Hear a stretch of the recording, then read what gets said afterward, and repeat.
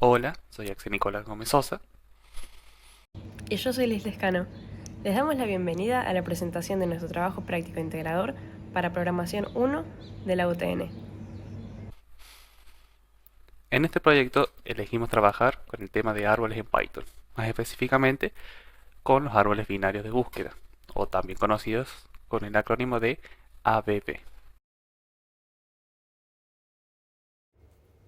Decidimos enfocarnos en árboles porque son una de las estructuras de datos más importantes en la informática. Su utilidad va desde representar jerarquías y árboles de decisiones hasta organizar sistemas de archivos, índices de bases de datos o expresiones matemáticas. Además, aprender cómo se implementan y manipulan nos ayuda a pensar de una forma estructurada, algo esencial para desarrollar algoritmos eficientes y escalables. Durante la cursada vimos distintas estructuras de datos, pero los árboles nos resultaron particularmente interesantes porque combinan teoría y lógica de una forma muy visual y concreta.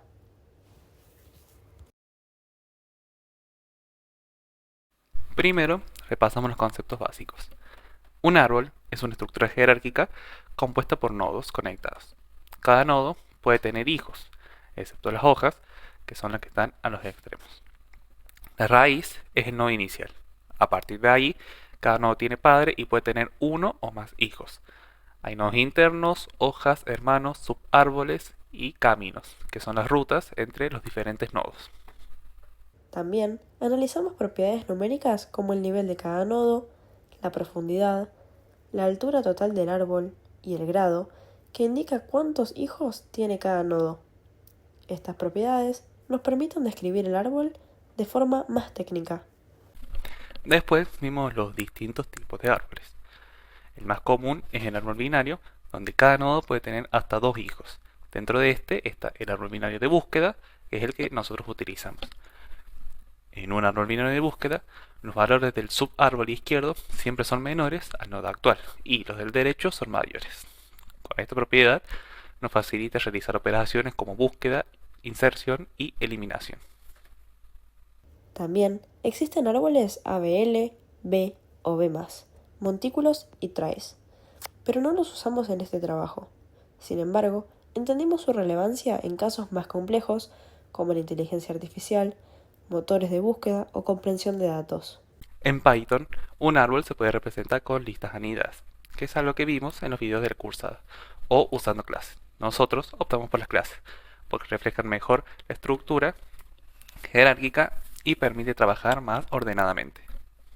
Por último, estudiamos los recorridos clásicos, inorden, preorden y postorden.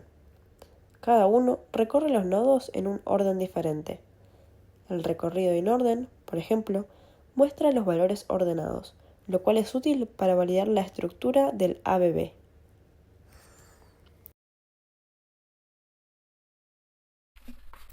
Para el caso práctico, utilizamos un árbol binario de búsqueda en Python, que permite realizar tres operaciones principales: insertar valores, buscar valores y recorrer el árbol. Usamos una clase de nodo con un valor y referencias a los hijos, izquierdo y derecho. Esto nos permitió construir el árbol dinámicamente, insertando nodos de forma recursiva. También definimos funciones recursivas para hacer los tres tipos de recorrido. Por ejemplo, el recorrido inorden primero va al hijo izquierdo, luego imprime el nodo y por último el derecho. Estas funciones reflejan muy bien cómo se navega un árbol. Además, nos ayudaron a reforzar la lógica recursiva, que es muy importante en programación estructurada. Para probar el árbol, utilizamos una lista con los valores 50, 30, 70, 20, 40, 60 y 80. Esta lista se insertó uno por uno, generando una estructura balanceada de forma manual. Después, hicimos los tres recorridos y los imprimimos en consola. Los valores salieron exactamente como esperábamos según la teoría. También hicimos búsquedas, una con éxito, como el valor 60, y otras con valores inexistentes, como 100 o 999. El programa respondió bien en ambos casos, lo que confirma que la función buscar estaba bien diseñada. decidimos no usar un árbol autobalanceado como ABL para mantener la implementación simple y enfocarnos en entender el concepto general de un árbol binario de búsqueda. Para organizar el trabajo, primero hicimos una investigación teórica con el material de la cátedra, de los apuntes y los videos. También utilizamos recursos externos como documentación oficiales y tutoriales. Yo me enfoqué más en el desarrollo de las funciones insertar y buscar y en redactar la parte teórica del informe. Yo trabajé en los recorridos, la validación del funcionamiento y la redacción de la parte práctica de las conclusiones. También organizamos las pruebas, capturas y documentación del código.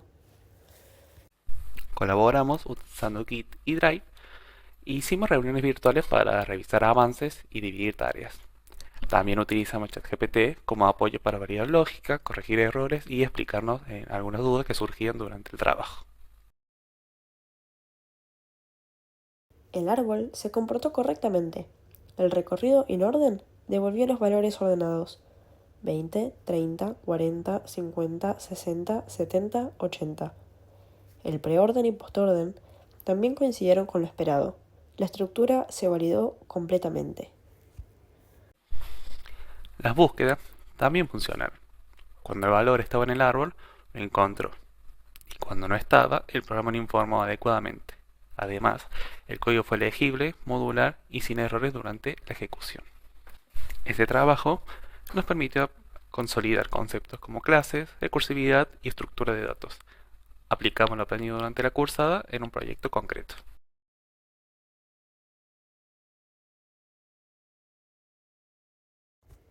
También vimos cómo los árboles se aplican en la vida real: buscadores, jerarquías, sistemas de archivos.